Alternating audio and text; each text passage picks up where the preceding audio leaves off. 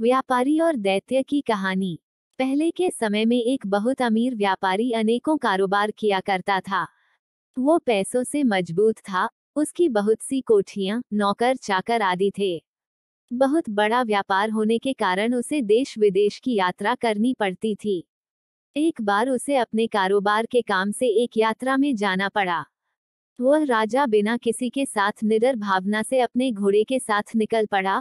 उस समय सफर बहुत लंबा होता था और खाने पीने को कुछ मिलता नहीं था, जिस वजह से उसने अपने थैले में खजूर और कुलचे रख लिए। काम पूरा होने के चौथे दिन वह वापस लौटा।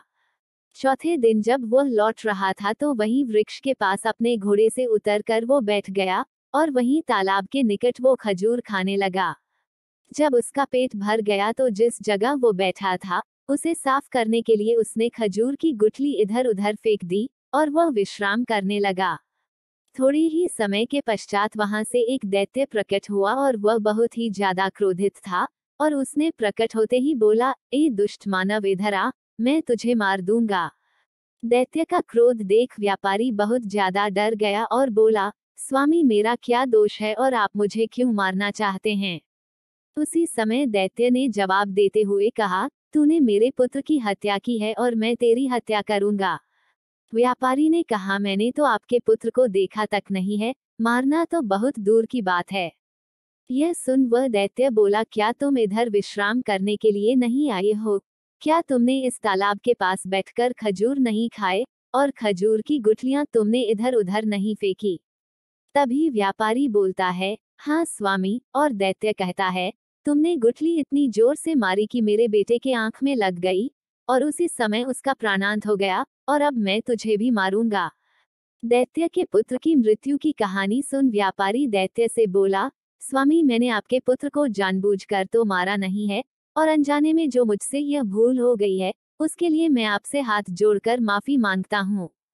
यह सुनकर दैत्य ने कहा, क्या तुम्हारे शरीयत में नारवध के बदले नारवध की आज्ञा नहीं दी गई है? और वैसे भी मैं दैत्य हूँ, मैं माफ करना नहीं जानता और मैं तुझे मारकर ही दम लूंगा।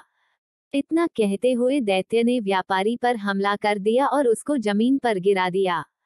उसे मारने के लिए जब दैत्य ने तलवार उठाई तो व्यापारी जोर जोर से विलाप करने लगा, अपने परिवार को याद करने लगा और दैत्य को भगवान की राक्षस आदि की कस्में देकर अपने प्राणों की भिक्षा मांगने लगा। दैत्य ने अपनी तलवार रोक दी और वह सोचने लगा, यह रोना पीटना बंद कर दे, उसके बाद इसे मारूंगा। पर व्यापारी ने विलाप करना बंद नहीं किया।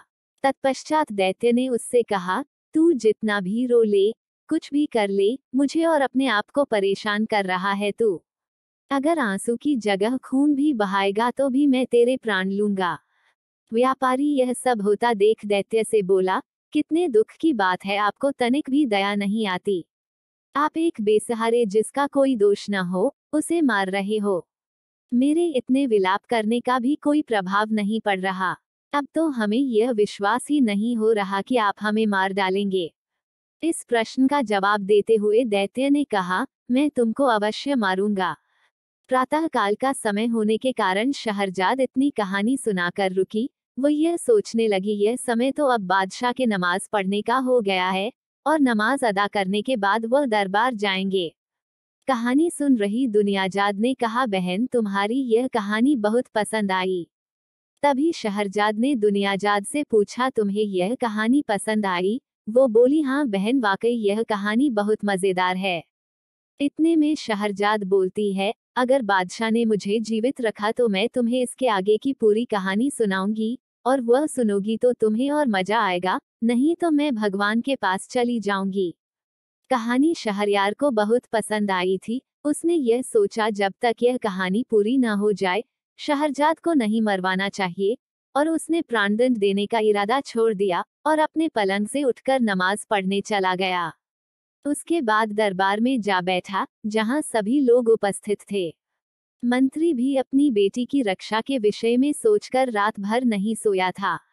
उसके मन में यह ख्याल आ रहे थे कि बादशाह कब उसकी बेटी को प्राणदंड देंगे, किंतु मंत्री को यह देखकर बहुत अचंभा हुआ कि उसने ऐसी कोई सजा आज नहीं सुनाई। शहरयार दिन भर अपने राजकाज में व्यस्त रहा और रात को शहरजाद के साथ सो गया। उसके कुछ पल बाद दुनियाजात जाग गई और उसने अपनी बहन से आग्रह किया, यदि बहन तुम सोई न हो तो कहानी को आगे बढ़ाओ। शहरयार भी जागा हुआ था। व्यापारी और दैत्य की कहानी को आगे बढ़ाते हुए शहरजाद ने कहा, व्यापारी यह समझ गया था कि दैत्य उसको मारे बिना दम नहीं लेगा, क्योंकि व्यापारी ने सारे फंदे अपना लिए थे। तो व्यापारी ने दैत्य से कहा, स्वामी यदि आपने मुझे अपना गुनहगार समझ ही लिया है और आप मेरे प्राण दान में नहीं देंगे, तो मेरी एक आखिरी इच्छा स्वीकार कर लीजिए। मुझे बस अपने घर हो आने दीजिए। आखिरी बार मुझे मेरी पत्नी पुत्रों आदि से मिल लेने दीजिए, और इसके साथ ही साथ मैं अपनी सारी संपत्ति अपने बच्चों आदि में बांट आना चाहता हूँ, ताकि मेरे चले जाने के बाद कुछ अनहोनी न हो। और मैं आपको विश्वास दिलाता हूँ, इतना करके मैं पुनः यहाँ आ जाऊंगा। यह सुनकर दैत्य बोलता है, अगर मैं तुम्हें घर जाने दूं और तुम वापस न आए तो? व्यापारी कहता है कि स्वामी मैं अपनी जुबान का पक्का हूँ। यदि आपको अभी भी विश्वास न हो तो मैं इस संसार की रचना करने वाले ईश्वर की शपथ खाकर कहता हूँ, मैं इस जगह वापस जरूर आऊंगा। दैत्य व्यापारी से पूछता है, कितना वर्ष चाहिए?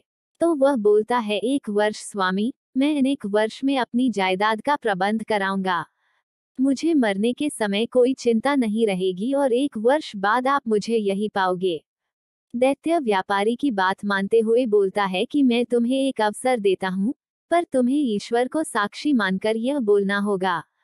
व्यापारी दैत्य की बात मान लेता है और ईश्वर के सामने शपथ लेता है। इसके पश्चात वो दैत्य उसी तालाब में अंतर्धान हो जाता है और व्यापारी अपने घोड़े से घर की ओर चल देता है। व्यापारी घर पहुंचने वाला ही होता है, वो कभी यह सोचकर खुश हो उठता है कि दैत्य ने उसे नहीं मारा, और कभी इस बात से बहुत दुखी हो जाता है कि 1 वर्ष बाद उसकी मृत्यु निश्चित है। कुछ समय बाद वह अपने घर पहुंचता है, तो उसकी पत्नी, पुत्र उसे देख खुश होते हैं, और व्यापारी अपने परिवार को देखकर बहुत रोने लगता है। सभी यह सोचते हैं, शायद कारोबार में नुकसान हुआ है, इस वजह से यह चिंतित है। जब व्यापारी थोड़ा होश में आता है तो अपने परिवार को देखकर बोलता है, मुझे समझ नहीं आ रहा, मैं तुम लोगों को देखकर रोऊं या हंसूं। परिवार वालों के बार बार पूछने पर व्यापारी अपना हाल बताता है, कैसे उस दैत्य ने उसे छोड़ा, उसके साथ क्या क्या घटना हुई, वो विस्तार से अपने परिवार को बताता है। यह सुन परिवार वाले भी विलाप करने लगे। पत्नी बहुत जोर जोर से रोने लगी और अपने बाल नोचने लगी। उसके बच्चे ऊंचे ऊंचे स्वर में विलाप करने लगे। वह पूरा दिन ऐसे ही हाल में गुजरा। व्यापारी ने दूसरे दिन से अपना सांसारिक जीवन शुरू कर दिया। उसे दिया गया समय कम लग रहा था, जो कि उसकी नजरों में कम ही था। सबसे पहले उसने अपने कर्जदारों का ऋण अदा किया, गरीबों साधुओं को जी भरकर बहुमूल्य भेंट दी, इसके साथ ही साथ बहुत धन दिया। अपनी संपत्ति के हिस्से कराकर सबको बांट दिया। अपने बच्चों के लिए अभिभावक नियुक्त कर दिए, और इन्हीं सब कामों में 1 वर्ष बीत गया। वह अपने घर से निकल गया। उसके पास मात्र कुछ रुपए जो कफन के थे, और खाने का थोड़ा सामान था। सभी उससे लिपट लिपट कर रोने लगे। व्यापारी की पत्नी अपने साथ ले चलने को कहने लगी। व्यापारी ने सबको धैर्य दिलाते हुए कहा, मैं भगवान की इच्छा के आगे मजबूर हूँ। मृत्यु आज नहीं तो कल आएगी, इसलिए मृत्यु से घबरा कर कहाँ जाएंगे। मृत्यु से कोई नहीं बच सकता, इसलिए प्रकृति के नियम को अपनाओ और जीवन जीने की प्रथा को स्वीकार करो। व्यापारी अपने परिवार को समझा कर चल पड़ा, और कुछ दिन की यात्रा करने के पश्चात वो उस स्थान पर पहुंच गया जहां दैत्य ने आने को कहा था।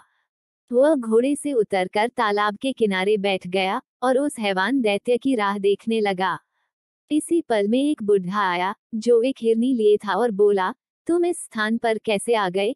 क्या तुम्हें पता नहीं यह स्थान विश्राम करने के लिए उचित नहीं है? यहाँ बैठना ठीक नहीं है, जाओ यहाँ से। व्यापारी उससे बोलता है, आप ठीक कहते हैं, मैं भी यहाँ एक दैत्य का शिकार होने आया हूँ। इतना कहते उसने अपना सारा दर्द बूढ़े को बताया। उस बूढ़े ने बहुत आश्चर्य से कहा, तुमने ऐसी बात बताई है कि जिसे सुन तुम्हारी प्रशंसा हर कोई करेगा। तुमने ईश्वर की सौगंध खाई और उसे पूरा करने के लिए तुमने अपने प्राणों की भी चिंता नहीं की। उसे पूरा करने तुम वापस उस स्थान में आ गए। अब तो मैं भी यही रहूंगा और देखूंगा कि वो दैत्य तुम्हारे साथ क्या करता है। व्यापारी और बूढ़ा व्यक्ति आपस में बात करने लगते हैं। इतने में ही एक बूढ़ा व्यक्ति आ जाता है, जिसके हाथ में एक रस्सी होती है और उसमें दो कुत्ते बंधे होते हैं। वो दोनों का हालचाल पूछता है। तभी वो व्यापारी अपना दुख बताता है। वो भी वही बैठ जाता है और कहता है, दैत्य क्या करेगा तुम्हारे साथ। थोड़ी ही देर हुई थी, वहां एक बूढ़ा खच्चर के साथ आता हुआ दिखाई देता है, और वो भी व्यापारी के पास आकर रुक जाता है, और वहीं पर बैठे दो बूढ़ों से पूछने लगता है कि यह व्यापारी इतना दुखी क्यों बैठा है। तो वह दोनों बूढ़े उसको सारी सच्चाई से रूबरू कराते हैं। वो भी इस इच्छा के साथ वहां पर बैठ जाता है कि वो दैत्य इस व्यापारी के साथ क्या करेगा। जैसे ही वो तीसरा बूढ़ा जमीन पर बैठता है, उसके बाद यह चारों लोग यह देखते हैं कि सामने आसमान नीचे आते हुए प्रतीत होता है। मानो हर तरफ धुंध ही धुंध हो जाती है, और एक पल में वो धुआं गायब हो जाता है। जैसे ही सभी अपनी अपनी आंखें खोलते हैं, तो वह पाते हैं कि वह दैत्य वही प्रकट हो जाता है। व्यापारी को क्रोध के साथ पुकारता है, मानव तेरा समय आ गया है। इधर आ तू, मैं तुझे मार डालूंगा, तूने मेरे पुत्र को मारा था। इतना सुन वह व्यापारी जोर जोर से रोने लगता है, और साथ में खड़े अन्य 3 व्यक्ति भी रोने लगते हैं। उसके उपरांत ही सबसे पहले नंबर वाला बूढ़ा व्यक्ति जो हिरनी के साथ आया था, वो दैत्य के पास जाता है और बोलता है, महाराज आपसे एक निवेदन है कि आप इसे मारने से पहले मेरी और मेरी इस हिरनी की कहानी सुन ले। वो दैत्य कहानी सुनने के लिए तैयार हो जाता है। तभी वो बूढ़ा व्यक्ति उस दैत्य के सामने एक शर्त रख देता है, और शर्त यह होती है कि महाराज अगर आपको मेरी यह कहानी रोचक लगे तो आप इस व्यापारी व्यक्ति का 1/3 दंड माफ कर देंगे। बहुत देर सोचने के बाद दैत्य उसकी यह शर्त स्वीकार कर लेते हैं।